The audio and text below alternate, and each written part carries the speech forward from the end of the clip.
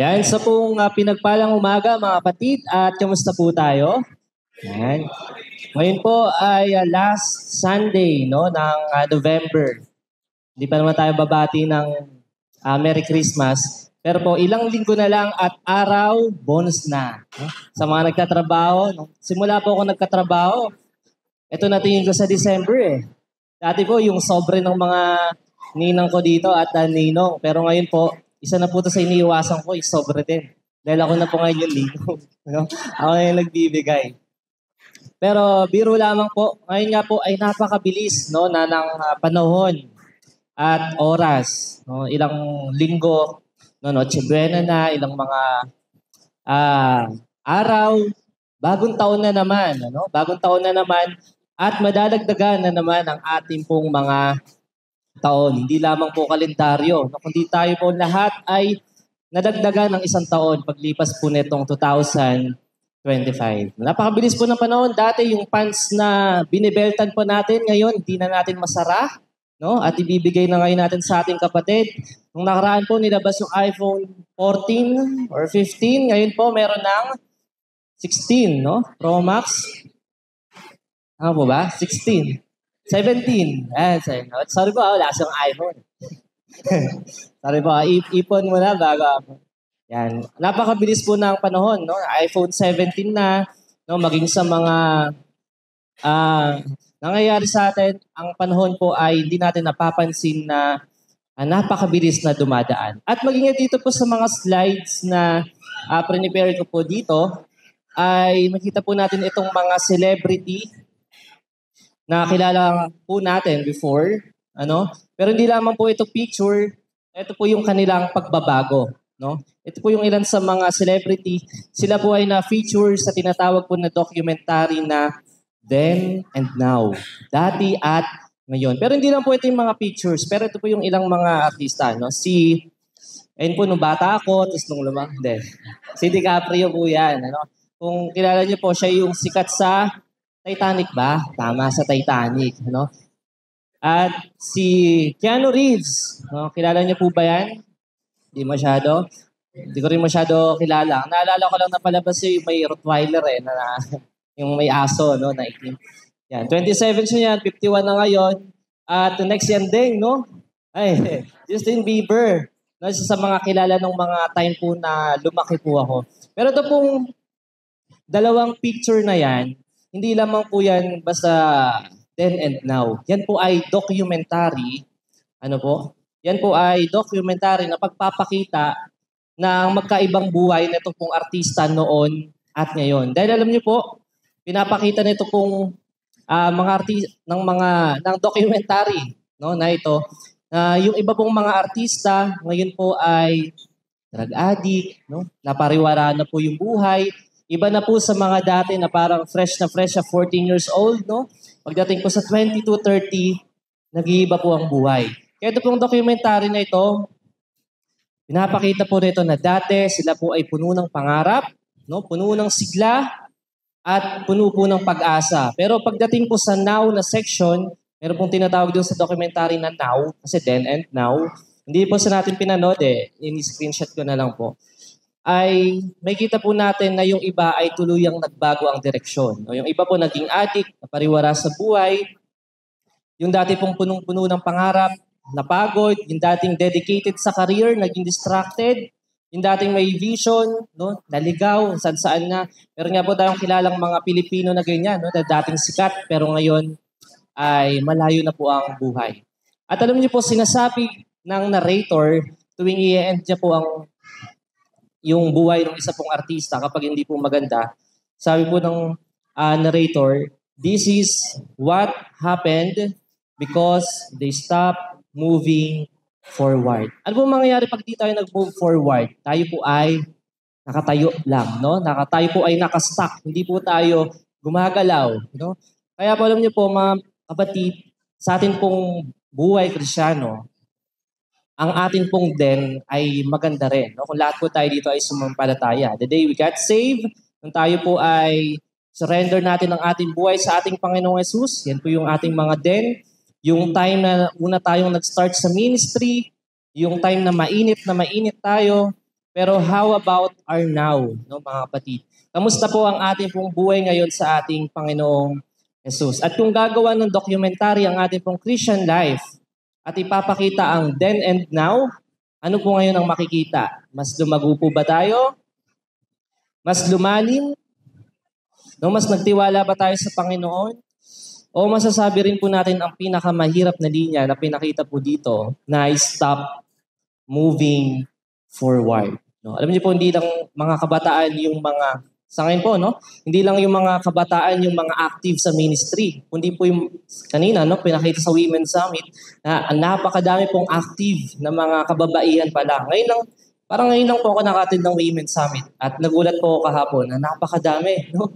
Punong-puno po yung venue natin kahapon. At karamihan po sa mga kapatiran po doon ay may mga ministry rin na kanya-kanya po sa church. Kaya naman po ang pag-aaralan natin sa umagang ito ay may kinalaman pagkatapos po natin maligtas sa ating pong Panginoong Yesus. No? Dahil ang ating pong buhay sa ating Panginoong Yesus, ito po ay tuloy-tuloy. At hindi po, after natin maligtas, ay kanya-kanya na. No? Pinabayaan na tayo dito sa mundo. Kaya po ang ating topic sa umagang ito ay Christian, what's next? No? Christian, what's next? Sabi po sa Colossians 2:7-8, ito po ang ating magiging text. Na bago po tayo magpatuloy, tayo sa mandaling manalangin. Muli, O Diyos, kami ay lumalapit sa mga oras na ito. Langin namin, Panginoon, ang inyong pong pangunguna. At pala, Panginoon, ang iyong pong mensahe. At ikaw lamang ang makita, iyong kaluwalhatian, Panginoon, ang makita namin sa umagang ito. Sa tanging pangalan ng aming Panginoong Yesus. Amen. Christian, what's next? No, katulad po ng isang libro na marami pong pahina at chapters, ang kaligtasan ay simula po lamang yan ng isa pong mas dakilang kwento na isinusulat at isusulat po ng Diyos sa ating pong buhay. Ano po? Kaya ito pong topic natin na Christian, what's next? Ito po ay nagamit ko na rin, no? Dahil ito po ay naging tema sa Hangouts Fellowship. No, kaya yung mga umatin po ng Hangouts, hulaan nila yung next slide. Pero ibang-iba po yun kasi ito pong fellowship natin dito ay more on work-related, no, sa mga nagtatrabaho and graduating. Kaya yung mga working and graduating, isa po ito sa magandang venue, no, na pag-usapan about po sa work. Hindi po natin pag-usapan yung TL nyo, yung boss nyo. Napag-usapan po natin ang ating pong buhay sa Panginoon pagdating po sa pagtatrabaho. Kaya po dito sa ating title, mapapansin niyo po yung after ng Christian, meron po punctuation mark na tinatawag na semicolon. Tama po ba? Sa mga teacher natin yan. Meron tayong semicolon. Ito po ay indikasyon na ang buhay po nating mga Kristiyano ay hindi po tinuldukan ng Diyos after po nating maligtas. After po nating maligtas, hindi po sinabi ng Diyos na, kita-kita na lang sa langit ha. Kita-kits na lang. Kayo na bahala dito sa lupa. No? At itutuloy na lang natin ang ating buhay sa Panginoon pagdating dun sa langit. Mga kapatid, hindi po ganito ang disenyo ng Diyos sa ating pong buhay Kristiyano. Ito po ay tuloy-tuloy. Kaya nga po ang malaking tanong sa atin, Christian, what's next? Ano? Christian, what's next? Kaya po, katulad ng isang pangungusap at sentence na hindi po nagtatapos sa isang tuldok, kundi semicolon, ang buhay din po natin kay Kristo, sabi po dito, ay nagpapatuloy pagkatapos nating maligtas at ito po ay puno ng paglago, puno po ng mga hamon at mga pagkakataong maglingkod doon po sa unang gumawa, sa unang sumulat. And to the one who began a much greater story, mga kapatid, the author and writer of our lives, walang iba po kundi ang ating Panginoong Yesus. Wala po tayong ganitong pag-usapan, kundi dahil sa ating pong Panginoong Yesus.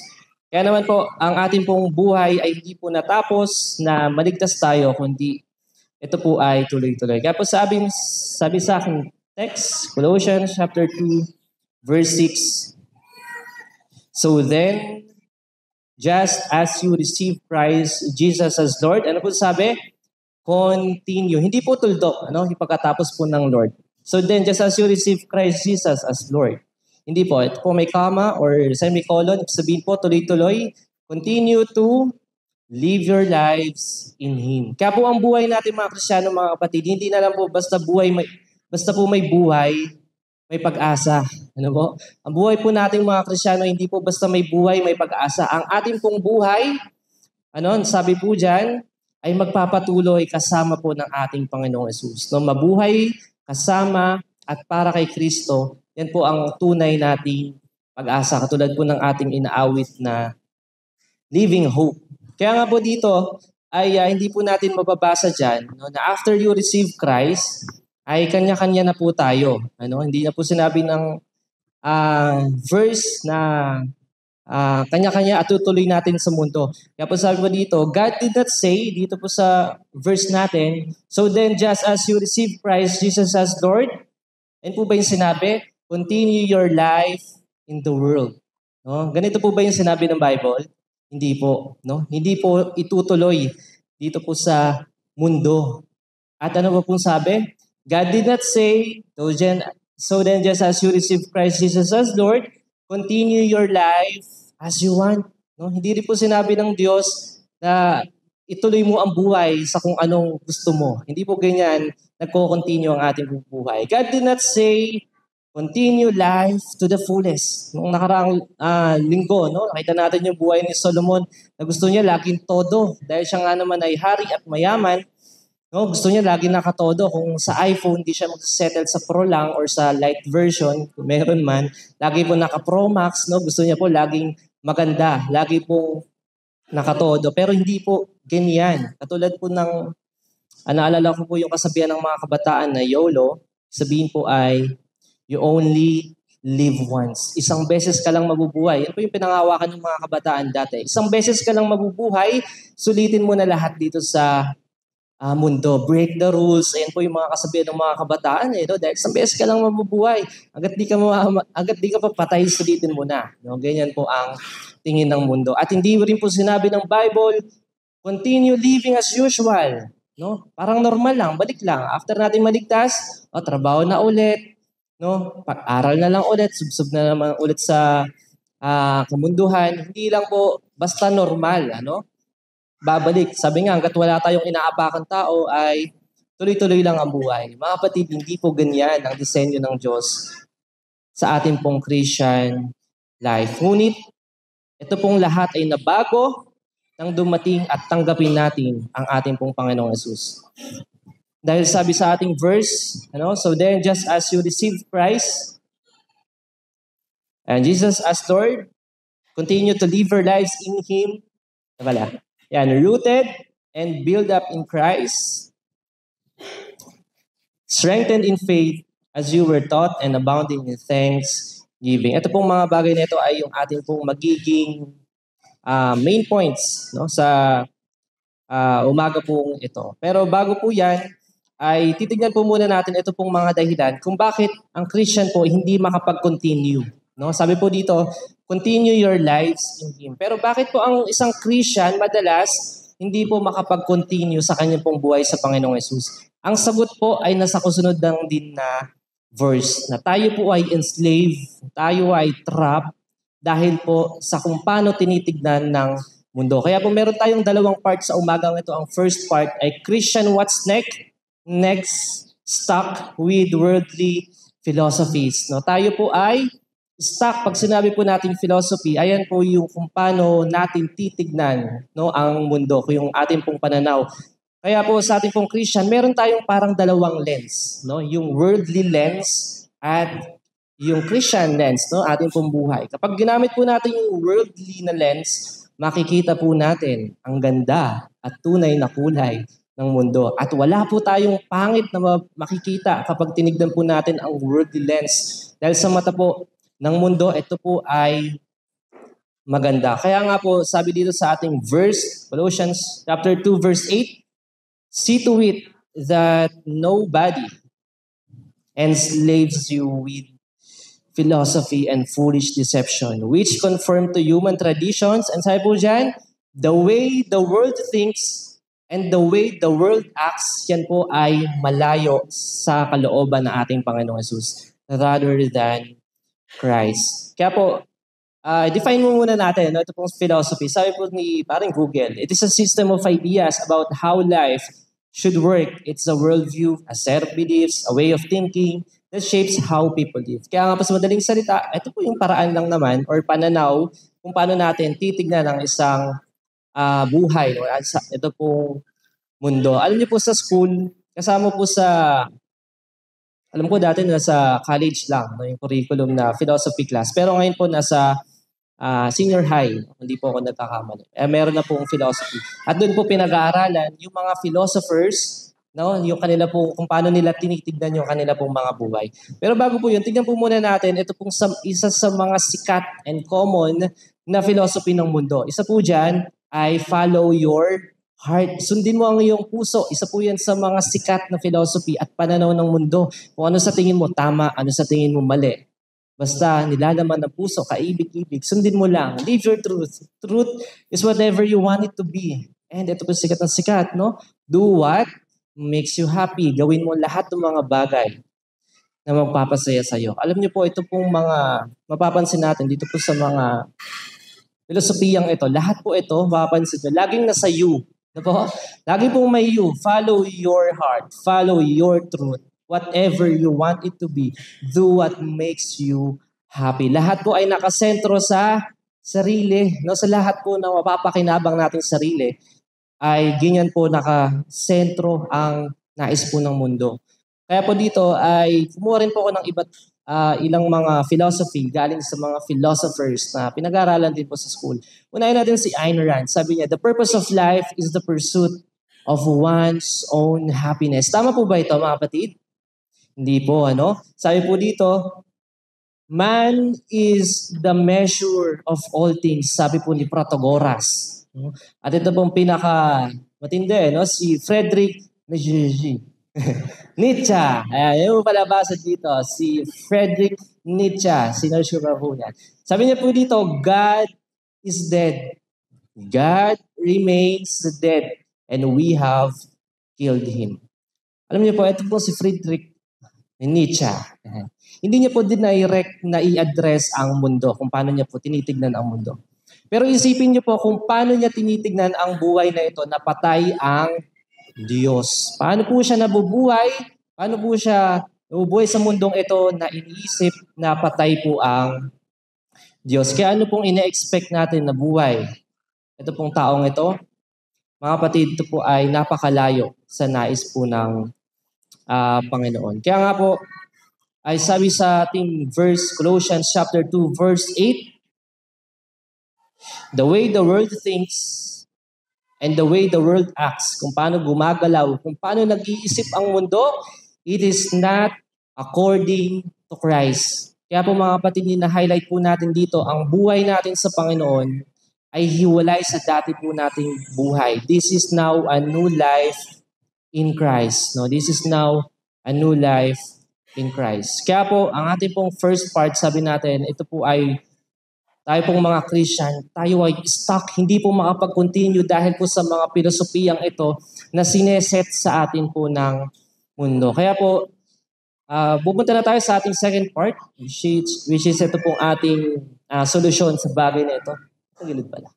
Sabi po sa ating second part, Christian, what's next? Ito yung ating main points, rooted and build up in Christ, strengthened in faith, and abounding in thanksgiving.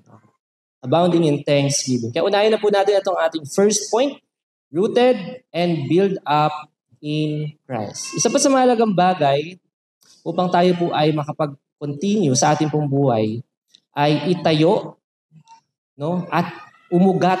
No? Ano pag sinabing ugat? No? Pag yung sa pumpudo ay ugat, napakatibay po niya. Ano? Minsan nga po yung ugat niya lumalabas na sa lupa. No? Sumisira na sa semento, naglalabasan na.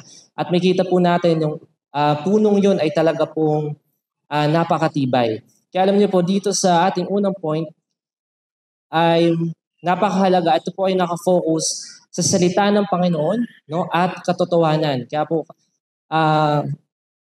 may kita rin po natin dito isa sa mga basic doctrine ng mga Kristiyano, no, eternal security, yung ating pong mga basic na pinag-aaralan sa Christian living. Isa po sa mahalagang bagay na dapat po tayo ay rooted and build up. Dito po sa Sunday, hindi po natin masyado pinag-focusan yan, no, sa ito pong mga major doctrine natin dahil kulang po ang time. Maganda po yan ay sumama tayo sa ating pong mga care group, sumama po tayo sa ating mga cell group dahil doon po hindi lang mapag-uusapan yan, tayo po ay, ito po sa mga gusto ko tayo po ay makakapagtanong. No? Tayo ay makakapagtanong kung ano yung mga bagay na bumubulo sa ating pong isip. Nung bago po ako sa ministry, palatanong po akong kabataan. No? Lagi po, ang dami ko pong laging tinatanong sa mga kuya. No? Meron po dating pinsan na ito, siya po yung laging pinagtatanungan ko at nasasagot niya naman. Kaya po mga kapatid ay mahalaga na tayo ay rooted and build up dahil kapag tayo po ay tumingin sa labas, tayo po ay maaring bumagsak sa ating pong buhay Kristyano. At dito po, titingin tayo ng isang tao sa Psalm 73. May kita po natin itong buhay ni Asaph na muntikan po siyang bumagsak dahil nakita niya, ay, sumusunod ako ng mabuti sa Diyos pero bakit kung sino pa yung masama, siya pa yung maganda ang buhay. Tignan po natin agad, Psalm 73 verse 2. Ngunit ako'y muntik ng bumagsak. No? Ang mga paa ko'y muntik ng madulas. Ano daw pong reason? Sabi dyan mga kapatid, sapagkat kinainggitan ko ang mga mayayabang nang nakita ko ang pag-unlad ng mga masasama.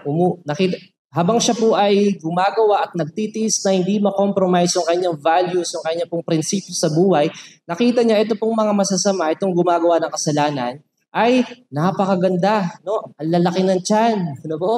May madaming pagkain sa rep. Sabi po dito, hindi sila dumaranas ng pagdurusa. Sila'y malulusog, no? At masisigla. Ang mga pagdurusa ang karaniwang nararanasan ng tao sa mundong ibabaw ay hindi nila nararanasan. Ano po yung mga karaniwang nararanasan po ng tao? Natin po, tayo na lang mga Pilipino, ano pong madalas nating struggle sa araw-araw? Dito po sa mga estudyante at nagtatrabaho, isa po dyan yung pag-commute. No? Tama po ba? Pag-commute, traffic. At nakita po siguro dito ni Asaph, itong masasamang taong to, hindi ito nahihirapan sa traffic, no? Dahil may sariling sasakyan, baka po dati may helicopter to, no? Hindi po sila natatraffic. Ano pa po yung mga karaniwan? Pagpila sa public hospital. No? Sino po dito yung mga pumipila mula umaga sa mga public hospital, tapos after po dyan, lalapit tayo sa mga financial assistance ng gobyerno, ano po, pipila ka ng mahaba para lang makatulong sa atin pong kailangang financial. Ayun po yung mga problema ng karaniwang tao. At yung mga masasama, hindi daw po nila yan nararanasan. No, hindi namin nararanasan yan. Familiar po ba tayo sa nangyaring politika sa ating gobyerno? No? Parang ganyan po yung may imagine natin. Hindi sila, sabi sa baba, hindi sila dumaranas ng hirap. Hindi tulad ng kanila pong kapwa. Malayo sa buhay po ng karaniwang tao. No? Paghanap ng trabaho, isa po yan sa mga normal struggle ng isa pong tao. And verse 12, dito po siya napa-question. Ay, hindi pa pala. Sabi po dyan, ganito ang buhay ng masasama. Wala nang problema, yung mayaman pa. Sino po dito yung walang problema at yung mayaman? Baka ito po yung definition. No? Pero hindi po ito. And, siguro dito po sa walang problema, maaaring ngayong oras wala tayong problema. Pero dito po sa yung mayaman, no? Sino po dito yung mga tuloy na yung mayaman? Ay, binubulong sila dito. Ang buhay daw po ng masasama, madalas po ganito. Walang problema, yumayaman pa. Ano? Kaya po kabaligtaran nito, tayo pong mga tao, madalas may problema at hindi po yumayaman, kundi humihirap. Kaya po sa verse 13, sabi niya, bakit ganun? No? Wala bang kabuluhan ang malinis kong pamumuhay at paglayo sa kasalanan? Dito po ay nakita ni Asaph, no, nung tignan niya ang mundo, kung sino pa itong masasama, kung sino pa itong malayo at walang ugnayan sa Diyos, siya po yung hindi pumipila sa mga public hospital. Siya yung hindi nagko-commute, no? Sila po yung petics lang sa buhay, no? Napakarami pagkain. Ano po? At ito pong silang pilit na iniingatan ng prinsipyo, no? At mga values sa kanya pong buhay sa Panginoon, siya po itong naghihirap. No? Kaya po dito parang na-realize nito pong taong ito at sumulat, na mas better pa ang buhay ng isa pong hindi sumusunod sa Diyos. kaysa sa mga sumusunod sa Panginoon. Alam niyo po, may imagine din natin dito si Paul. No? Kailan niyo po si Pablo? Si Apostol Pablo, kung siguro binigyan siya ng sariling yate ng Diyos, hindi po siya magsiswim-swim sa dagat, no? Hindi po siya masisiraan ng barko at maglalangoy po ng 3 araw, no, sa dagat. Siguro kung binigyan po siya ng Diyos ng sariling barko, no, ng sariling kotse, hindi po siguro siya mahirapan. Well, para rin naman sa Diyos yung ginagawa niya. Pero isipin niyo po, bakit hindi nagpo-provide ang Diyos no, hindi niya tinutumbasan ng Diyos yung mga kailangan at sakto sa ating pong mga panalangin. No, dahil po, ang Diyos ay mayroon pong mas dakilang layunin sa bagay na yan. Alam niyo po, isa pa sa mga the best example, ang ating Panginoong Yesus. Baka po mas may pera pa tayo sa Panginoong Yesus. Mas maganda po yung bahay natin ngayon sa ating Panginoong Yesus compare na nag-exist siya. Ano po? Pero alam niyo po, lahat ng ito, when we look at life through the world's lens, makikita po natin ang kasaganaan ng mundo at ang realidad. At katulad ni Asaph, baka maaring po natin makonclude na ang buhay po dito sa mundo, sabi diyan, next. Sabi po dito, next.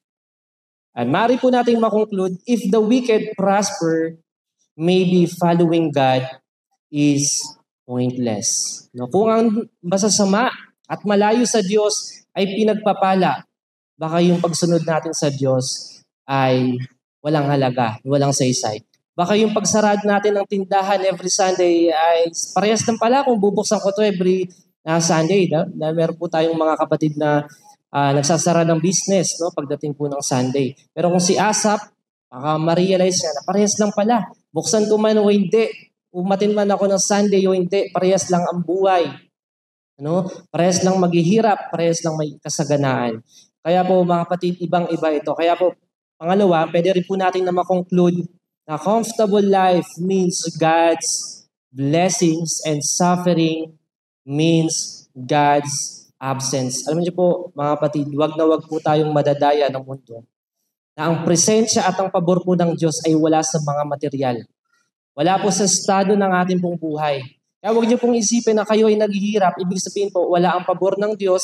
Ibig sabihin po ay hindi sumasa inyo ang Diyos dahil lagi niyo pong tatandaan, maging ang ating Panginoong Yesus no, ay naghirap po dito sa mundo. At baka po mas mahirap pa sa buhay po natin. Totoo naman, dahil siya po ay pinako at namatay dahil po sa ating pong mga kasalanan. Kaya po dito nakita ng taong ito, verse 16, no? Sabi po sa verse 16, kaya sinikap kong unawain ang mga bagay na ito. Pero, napakahirap. Sinubukan po ito ni Asaph, no? Na kung anong problema dito. Pero hindi niya daw po ito nasolusyonan. Pero nasolusyonan niya po ito nang siya po ay pumunta sa santuario para pong church sa atin. No? Ngunit nang pumunta ako sa inyong santuario, doon ko naunawaan ang kahihinatnan ng masama. No? Nung siya po ay magbasa, no?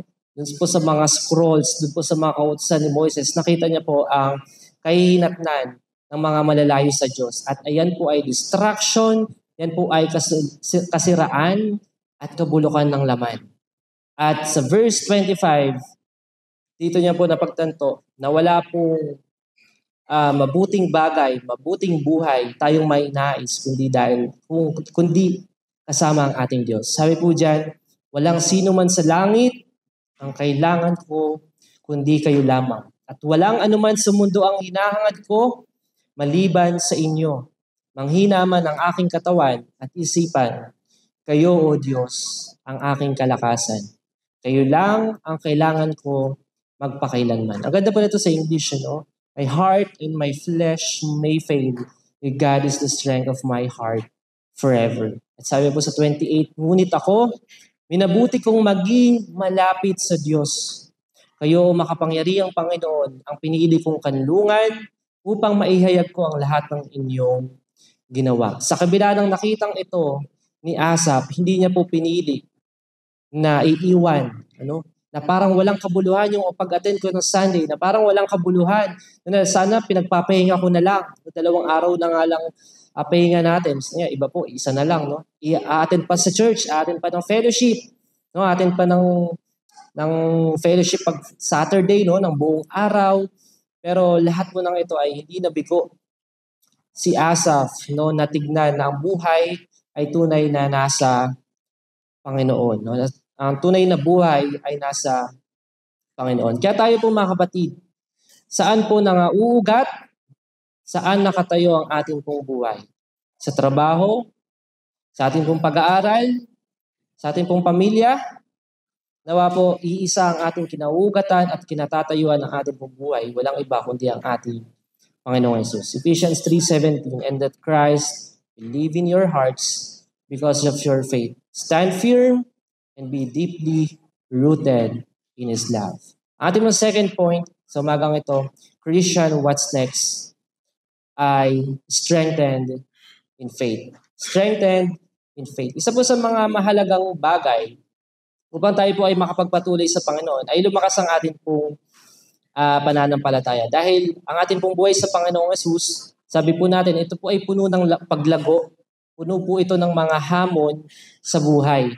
At alam niyo po, hindi po pinili ng Diyos na ang buhay po ng Christian ay exempt sa mga paghihirap dito po sa mundo. Dahil alam niyo po mga kapatid, dalawang malaking bagay ang pagkakaiba ng paraan ng mundo at paraan po ng Diyos. Alam niyo po, ang mundo, gusto niya po, hindi mo maranasan ang problema.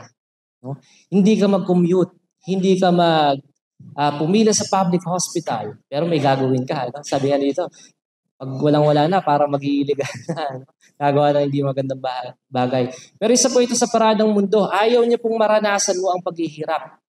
Ayaw niya po na may experience. No? Hindi niya gustong pagtiisan mo ang paghihirap. Pero alam niyo po, pagkakaiba ng Diyos, gusto niya maranasan natin mga Christian ang paghihirap at gusto niya tayo pong mga Christian ay pagtiisan ang mga paghihirap dahil atin po itong mapagtatagumpayan. Ano pong pagkakaiba ng hindi mo naranasan at napagtagumpayan natin?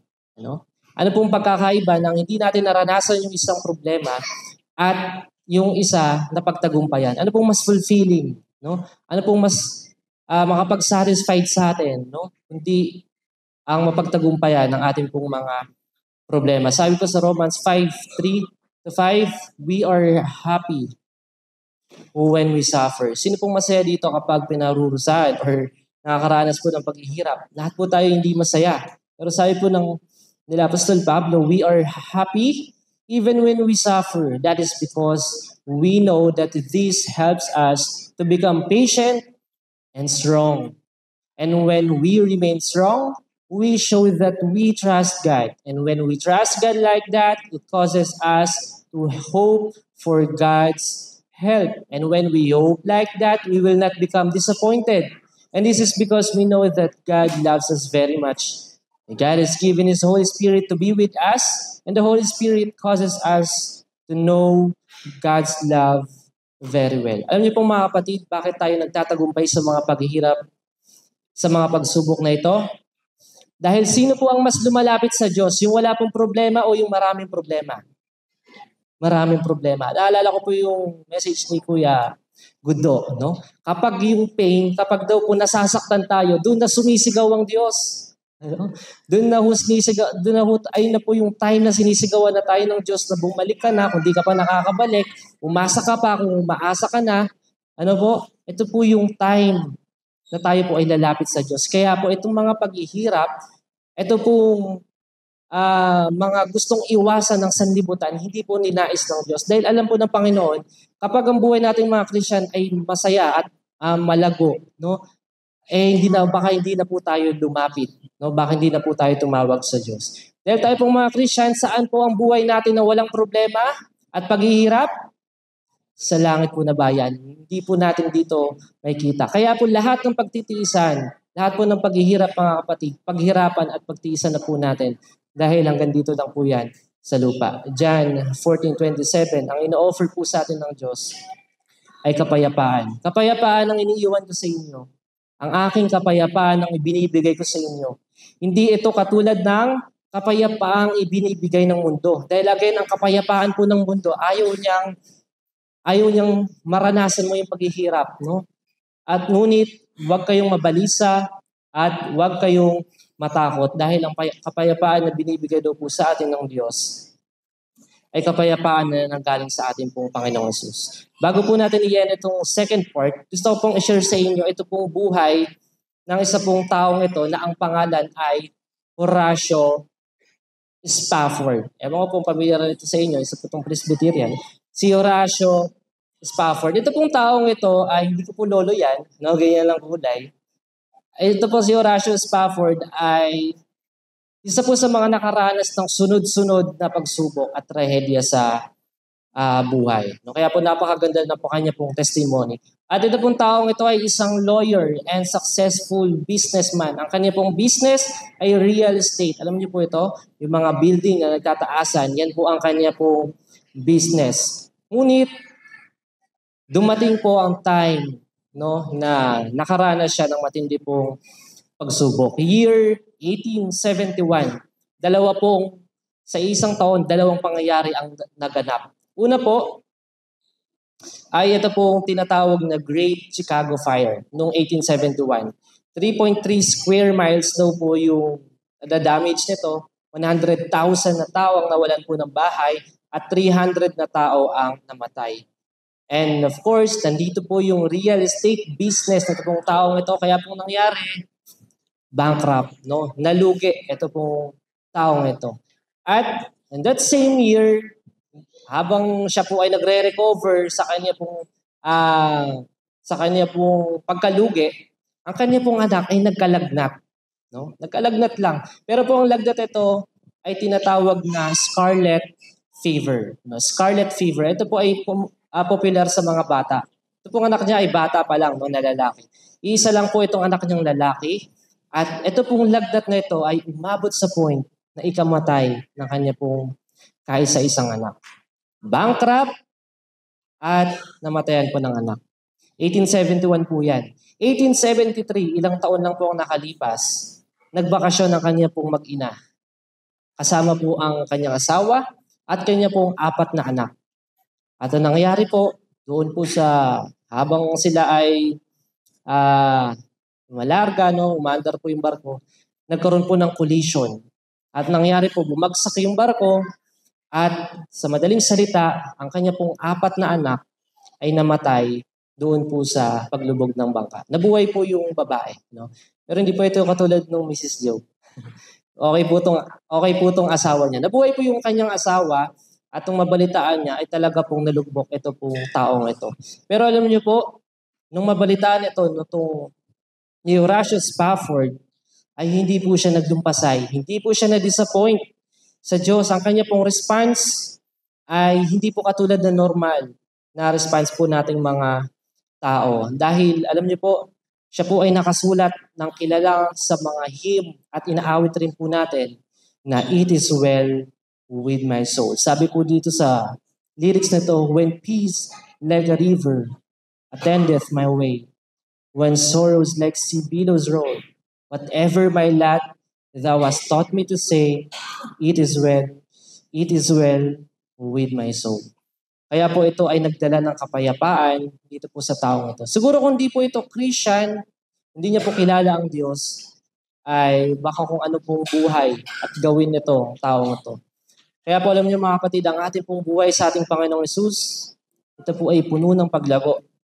Ito po ay puno ng mga hamon sa buhay upang makilala natin tunay ang ating pong sinampalatayanan. Walang iba ang ating pong Panginoong Yesus. Kaya ang ating pong last point, Christian, what's next?